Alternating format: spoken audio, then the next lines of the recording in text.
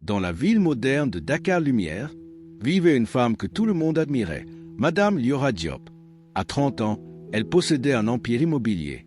Une villa perchée sur la colline de Ngor, avec vue sur la mer. Les journaux la décrivaient comme la femme la plus puissante du pays. Mais personne ne savait que sous ses robes de luxe et ses talons dorés se cachaient 2 sabots. Depuis sa naissance, Liora portait cette marque étrange. Ses pieds n'étaient pas humains, mais formés d'un métal doré vivant, comme sculpté par les dieux eux-mêmes. Son père, un riche entrepreneur superstitieux, avait juré de cacher le secret pour préserver l'honneur de la famille. Elle apprit à marcher sans bruit, à danser sans montrer ses pieds. Mais au fond, elle portait en elle un gouffre de solitude. Liora avait tout l'argent, la beauté, la gloire, sauf l'amour. Chaque fois qu'un homme entrait dans sa vie, il finissait mort. Toujours la même nuit, toujours sans explication. Le premier, un médecin. Le second, un architecte. Le troisième, un ministre. Tous furent retrouvés sans souffle, comme vidés de leur âme. Les médias parlaient d'empoisonnement. Les prêtres parlaient de sorcellerie. Et Liora plairait seule dans sa villa silencieuse. Devant la mer, avec pour seul bruit le tintement métallique de ses pas.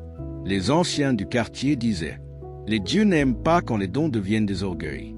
Ses sabots d'or étaient une bénédiction, devenue un fardeau.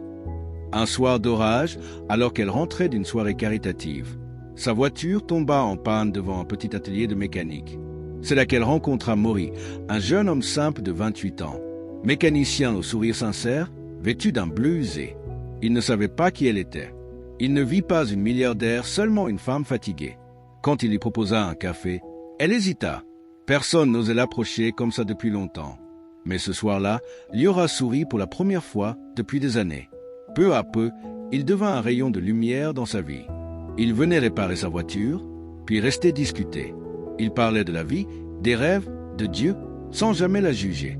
Liora, troublée, sentit quelque chose renaître, l'espoir. Mais plus la relation grandissait, plus sa peur revenait, car elle savait que tous les hommes qu'elle aimait finissaient morts. Une nuit, la villa fut secouée par un orage violent. Maury, invité à dîner, resta bloqué chez elle. L'électricité s'éteignit. La mer grondait, les éclairs illuminaient les vitres. Alors, Liora décida de dire la vérité. « Maury, promets-moi de ne pas avoir peur. »« De quoi donc aurais-je peur, ma reine ?» Elle retira lentement ses chaussures. Sous la lumière des éclairs, ses sabots d'or scintillèrent. Maury recula d'un pas, abasourdi. Mais au lieu de fuir, il s'agenouilla et toucha ses pieds. Ces sabots ne sont pas une malédiction.